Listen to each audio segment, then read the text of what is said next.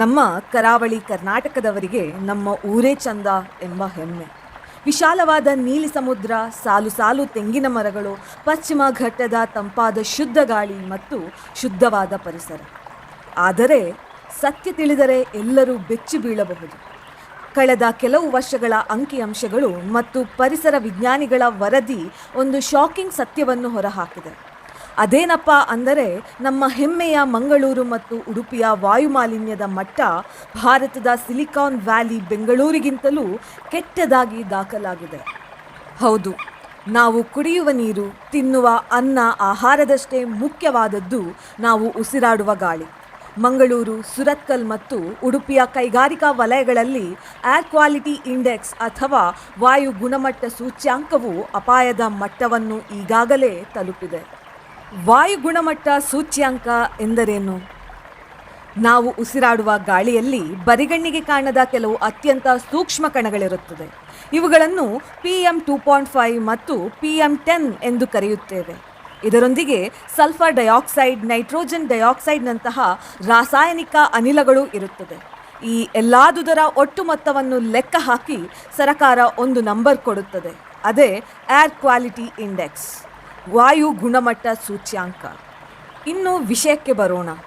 ಚಳಿಗಾಲದ ಕೆಲವು ದಿನಗಳಲ್ಲಿ ಬೆಂಗಳೂರಿನ ಏರ್ ಕ್ವಾಲಿಟಿ ಇಂಡೆಕ್ಸ್ 70ರಿಂದ 90ರ ಆಸುಪಾಸಿನಲ್ಲಿದ್ದರೆ, ಅದೇ ದಿನ ಮಂಗಳೂರು ಮತ್ತು ಉಡುಪಿಯ ಕೈಗಾರಿಕಾ ವಲಯಗಳಲ್ಲಿ 130ರಿಂದ 160ರವರೆಗೆ ಏರ್ ಕ್ವಾಲಿಟಿ ಇಂಡೆಕ್ಸ್ ಇರುತ್ತದೆ.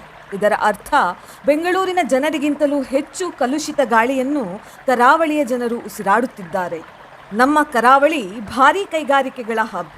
ಬೆಂಗಳೂರಿನಲ್ಲಿ ಸಾಫ್ಟ್ವೇರ್ ಕಂಪನಿಗಳು ಇವೆ. ಅದು IT ಸಿಟಿ ಆಗಿದೆ.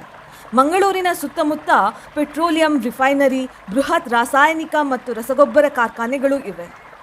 ಇವು ದೇಶದ ಆರ್ಥಿಕತೆಗೆ ಎಷ್ಟು ಮುಖ್ಯವೋ ಅಷ್ಟೇ ಮಟ್ಟಿಗೆ ಸ್ಥಳೀಯ ಪರಿಸರದ ಮೇಲೂ ಪ್ರಭಾವ ಬೀರುತ್ತದೆ. ಈ ಕೈಗಾರಿಕೆಗಳ ಚಿಮಣಿಗಳಿಂದ ಹಗಲು ರಾತ್ರಿ ನಿರಂತರವಾಗಿ ಸಲ್ಫರ್ ಡೈಆಕ್ಸೈಡ್ ಮತ್ತು ನೈಟ್ರೋಜನ್ ಆಕ್ಸೈಡ್ಗಳಂತಹ ಅನಿಲಗಳು ಹೊರಬರುತ್ತದೆ. ಅವು ನೇರವಾಗಿ ನಮ್ಮ ಗಾಳಿಯನ್ನು ವಿಷವಾಗಿಸುತ್ತದೆ. ಇನ್ನು ಸ್ವಲ್ಪ ಉತ್ತರಕ್ಕೆ ಹೋದರೆ ಉಡುಪಿಯ ನಂದಿಕೂರಿನಲ್ಲಿ ಬೃಹತ್ ಉಷ್ಣ ವಿದ್ಯುತ್ ಸ್ಥಾವರ ಇದೆ. ಇಲ್ಲಿ ಪ್ರತಿದಿನ ಸಾವಿರಾರು ಟನ್ ಕಲ್ಲಿದ್ದಿಲನ್ನು ಸುಡಲಾಗುತ್ತದೆ. ಇದರಿಂದ ಉಂಟಾಗುವ ಸೂಕ್ಷ್ಮ ಬೂದಿ, ಫ್ಲೈ ಆ್ಯಶ್, ಗಾಳಿಯಲ್ಲಿ ಸುಲಭವಾಗಿ ಸೇರಿಕೊಳ್ಳುತ್ತದೆ. ಮಂಗಳೂರಿನ ನವಮಂಗಳೂರು ಬಂದರು ಕರ್ನಾಟಕದ ಹೆಬ್ಬಾಗಿಲು. ಈ ಬಂದರಿನ ಮೂಲಕ ಪ್ರತಿದಿನ ಲಕ್ಷಾಂತರ ಟನ್ ಕಲ್ಲಿದ್ದಲು, ಕಬ್ಬಿಣದ ಅದಿರು ಮತ್ತು ಇತರ ರಾಸಾಯನಿಕಗಳನ್ನು ಆಮದು ಮತ್ತು ರಫ್ತು ಮಾಡಲಾಗುತ್ತದೆ. ಬಂದರಿನಲ್ಲಿ ಮುಕ್ತವಾಗಿ ಬಿದ್ದಿರುವ ಈ ಕಲ್ಲಿದ್ದಲಿನ ರಾಶಿಗಳಿಂದ ಗಾಳಿ ಬೀಸಿದಾಗ ಧೂಳುಗಳು ಎದ್ದು ಇಡೀ ವಾತಾವರಣವನ್ನು ಆವರಿಸುತ್ತದೆ.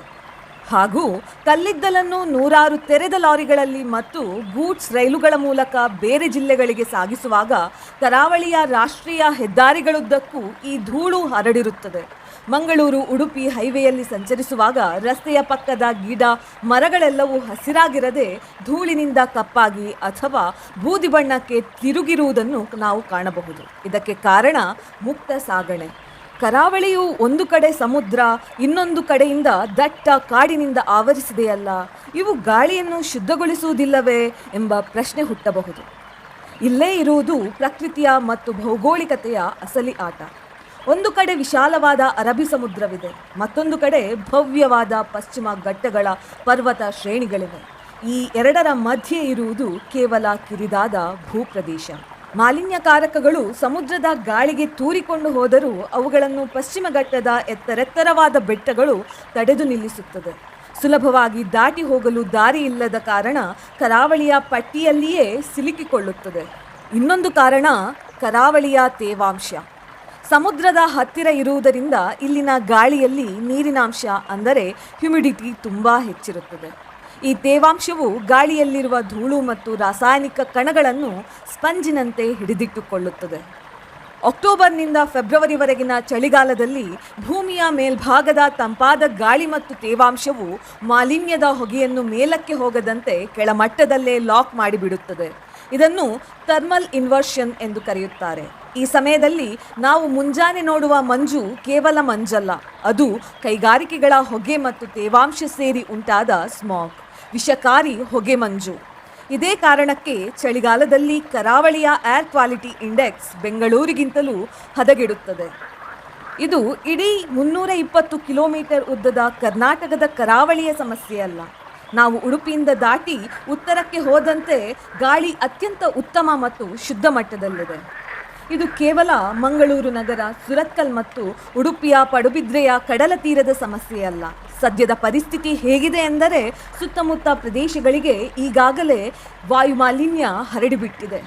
ಇನ್ನು ಇದರಿಂದ ಉಂಟಾಗುವ ಆರೋಗ್ಯ ಸಮಸ್ಯೆಗಳು ಬಹಳ ಅಪಾಯಕಾರಿ.